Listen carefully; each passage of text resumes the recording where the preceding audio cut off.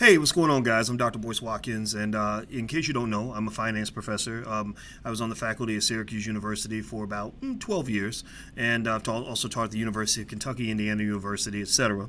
And the reason I lay all that out there for you in advance is not to brag, but because I wanted to discuss a topic that might be a little bit controversial, and I just wanted to let you know that while I don't claim to know the truth about anything, I do have an opinion and a perspective that might lead us to the truth in terms of understanding what's going on. I want to talk about a guy that's really, really smart by the name of Warren Buffett. I remember first being introduced to Buffett and a lot of his investing philosophies, particularly with value investing. And he leans heavily on a book written, I think, in 1934 by Graham and Dodd. And I remember that book well. I remember it was this big, thick book that I remember seeing in graduate school. And I have a lot of respect for value investing because I think that there is something to be said about finding undervalued assets and utilizing specific information gathering capabilities that allow you to identify companies that could do a little bit better. And then also when you're Warren Buffett, I think you get a chance to do something a lot of investors can't do, which is to actually make your own reality. I think that Warren Buffett investing in you is going to elevate your value instantly just because he's there, particularly not just in the eyes of investors, which can affect market prices, but also just because he's good at what he does and people respond to him. He's sort of this, he's a force of nature.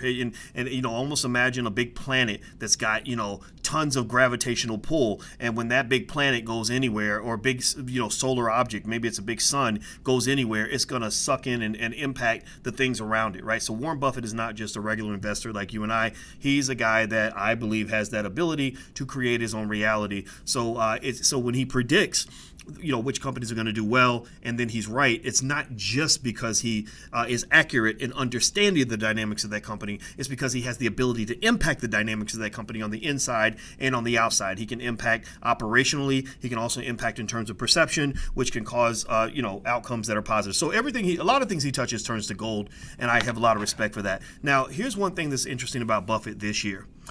Buffett is, in this particular year, in 2020, he's not really buying anything. He's sitting on about $137 billion in cash, which is an insane amount of cash. I mean, my God. I mean, think about how many lives you could change. I'm a guy that wants to, go build schools, particularly in the black community. There's so many underfunded, high impact, high quality schools run by black people that can't get the funding. They're operating on budgets of $5,000 a month, $10,000, $20,000 a month. I would love to take some of that cash and help some of those schools. I would love to go fund some of these underfunded black businesses that aren't getting funding from big banks.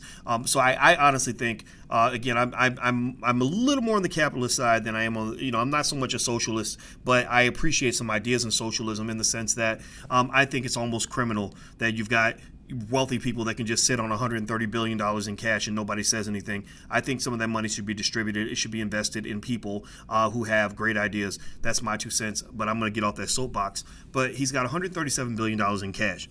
And when they asked Buffett, they said, so, what buying opportunities do you see? I mean, the market crashed. Prices damn near chopped in half, maybe dropped 30%. So they were like, hey, Warren, of course you're seeing undervalued assets now. My God, what are you going to buy? And you know what he said? He said nothing. He said, I don't see any good deals.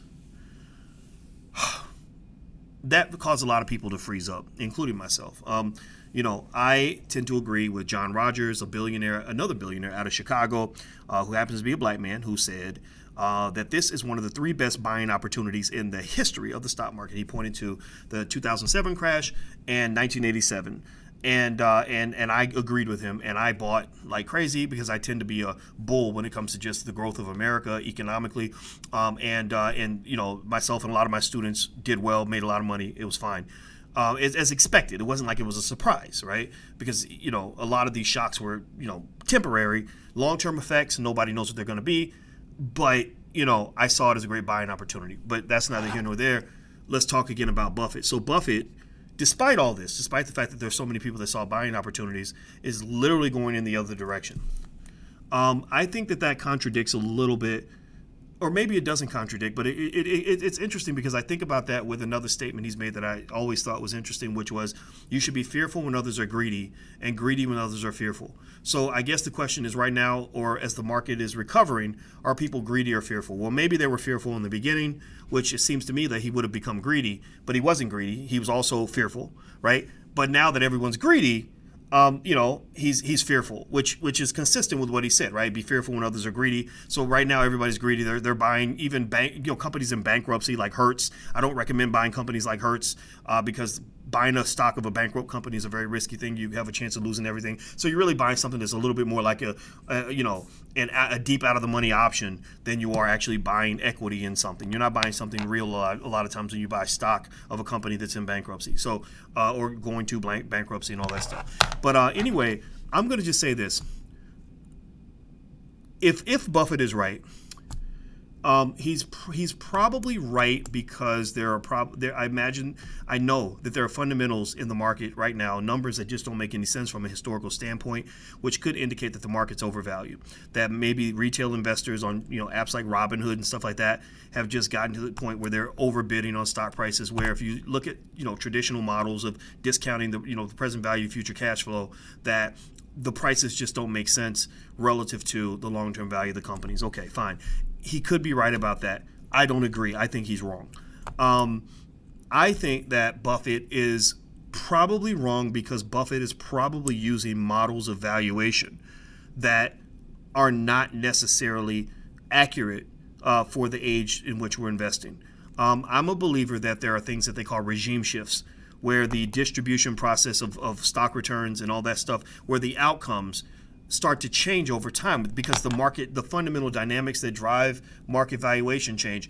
I don't really know if a person who leans heavily on a book written in 1934 can accurately tell you what stocks are going to be worth in 2020. And I remember, in grad school challenging a lot of the theories that were coming out of the University of Chicago about things like rational expectations, meaning that all investors are these rational robots who make these really logical decisions, which that's bullshit. Human beings don't think that way, right? But then they would explain it away, and the thing was, at that time I didn't know enough math to contradict the theory, but a lot of that's been disproven. You've gotten into scenarios where people are, it took a while, but the scholars started to admit, like, oh, wait a minute, the market's run by human beings, and human beings have the ability sometimes to engage in herding effects and things like that. Professor David Hirschleifer, he was on my dissertation committee. He was one of the leaders in this area, just basically saying something that you probably know since you were little, that human beings tend to follow the crowd. Right? And this can drive maybe what they might call momentum trading, where a stock is doing well, the stock becomes hot, and it continues to become hot because other people want to own it. And everyone thinks that it's a Ponzi scheme and it's a house of cards that's just destined to crumble. Maybe that's not always the case, And so, because if you really think about it, here's the deal. I hope I'm not getting too deep with you guys on this, but I'm going to just go there with you on this. This idea that stocks are being inappropriately valued, that Warren Buffett is leaning on, that he's thinking that prices are just too high, the companies aren't worth what people are paying for them.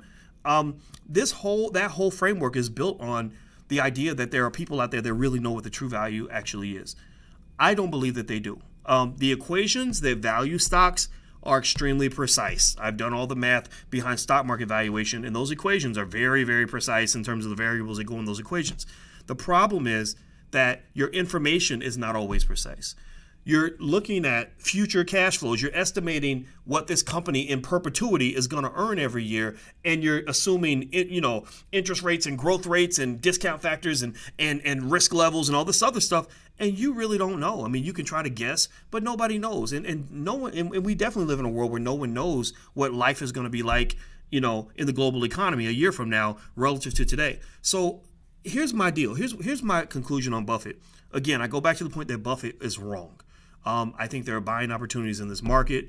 I think that you can lean on traditional valuation models going as far back as books like Graham and Dodd, but still incorporate shifting dynamics in terms of just how cheap money has become, the way investors think. Psychology obviously is a big deal.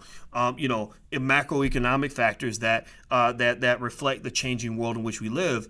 And then just go and also connect that to the basics of knowing that a company that is well run with smart managers, like say a Facebook or an Amazon, is usually going to find a way to give you value for your investment. So I think Buffett's wrong. I think sitting on $137 billion in cash is crazy. And that's my 2 cents on the issue. So anyway, I'm going to go, guys. I'm Dr. Boyce Watkins. If you want to learn more, if you haven't bought your first share of stock yet, I invite you can learn for free. I have a free training at firstshareofstock.com. That's firstshareofstock.com. Just so you know, in the Black Business School, we are here for the Black community. We are built by the Black community.